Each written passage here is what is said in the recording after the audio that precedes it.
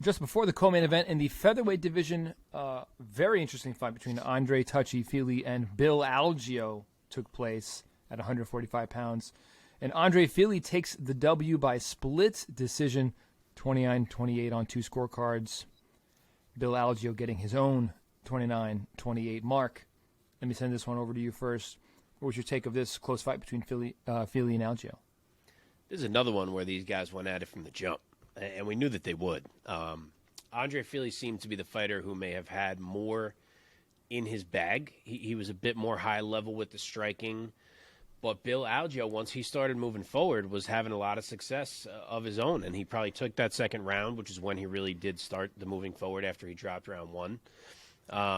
But it comes down to this third round, man, and it's really one of the best examples we've seen in recent times of how weird it is to score a fight. Like, other sports are so much more straightforward in determining winners and losers, even other combat sports. Yeah. MMA just has so many damn angles to it. And in this round 3, you have Andre Fili taking Bill Algeo down, taking his back, controlling him for like 3.5 minutes, something like that, I think it was.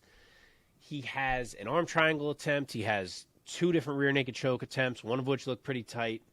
But all the while, Bill Algeo is throwing these punches kind of like over his own head as he has his back to Fili. And they're landing pretty damn clean. I think they said in the broadcast he lands like 40 of these things. And they're landing like oddly clean, almost to the point that I didn't understand why Fili was allowing so many of them to land when he was the one that had Algeo's back. Like, he could have, it seems like he could have stopped it if he wanted to, and he's just sitting there kind of eating them, and his head is bouncing a little bit. So as much as it's like, okay, Andre Fili had his back, he's choking him, it kind of, as it goes on, it's like, man, this round feels a little bit odd to score because of all these friggin' punches. So, I mean, gun to my head, I feel like it's got to be Fili. But if you look at MMA decisions, I think more people gave it to Algeo than Fili. So it's a weird round. I think that pride-wise, Andre Fili won that fight, so I'm glad he got the nod in the end. I think he did win the overall fight. I think he did look like he was maybe just one notch above where Algeo is at right now. Like I said last week, Fili is not a guy who would break or go away like Algeo tends to do to people. Fili was in there for the scrap the whole time. And I am glad he got the nod. I think he slightly edged out the overall fight. And that's who Fili can be, man. The guy's very technical, and he has skills anywhere the fight goes. He can beat a lot of guys when he comes in there on. So I was happy to see him get a good win. Nice, yeah. Omar, what was your reaction to this decision? Yeah, it was a crazy fucking fight. It was absolutely wild. Algeo got hit with some big shots in the first round. I don't actually remember him actually falling on the floor as a result of any of those shots. Yeah, he ate some clean stuff. They're both super tough, man. Now, the first round definitely I gave to Fili without a question. The second round I definitely gave to Algeo without a question, which, to be honest, I didn't really expect once that first round was over. I thought, Fili had his number. But credit to Algeo for coming back in the second round and picking that one back up. And then, just like Mark said, the third round really just was like a real toss-up.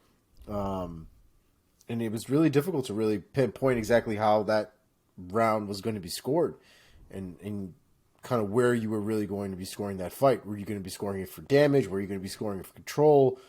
And the shots from the top, from a very weird top position, right? Because he had his back taken, but he was still technically on top at that point.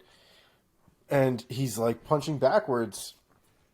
And like Mark said, they were landing. It was sort of like when we watched McGregor shoot shoulder shots at Cerrone and it like broke his nose. And we're all like, fucking shoulder shots are that hard? Like, what is happening right now? And it was kind of the same with these shots from Algeo. They were landing and they were bouncing his head off the canvas quite a bit. Yeah, weird third round. I gave it to Fili personally. So I was glad that he won the fight, but either way, the fight was just completely crazy back and forth the entire time. Yeah, man. All right, well, let's talk about... Well, let me ask you, do you think Fili won, rightfully? Yeah, he said he did, yeah.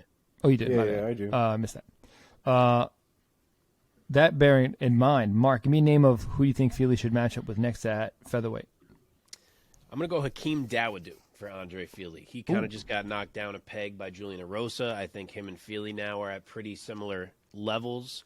Fili trying to work his way back up where Dawodu kind of just was previously. I think they're a good test for each other and would make for a good fight. Omar, any other suggestions? I don't hate that suggestion at all. Concerned about the weight cut at this point.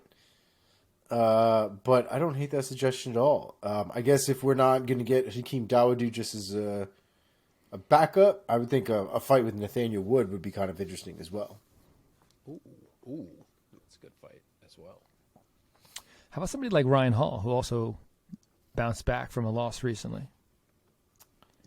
Well, he didn't do shit recently. Ryan Hall hasn't fought in a while.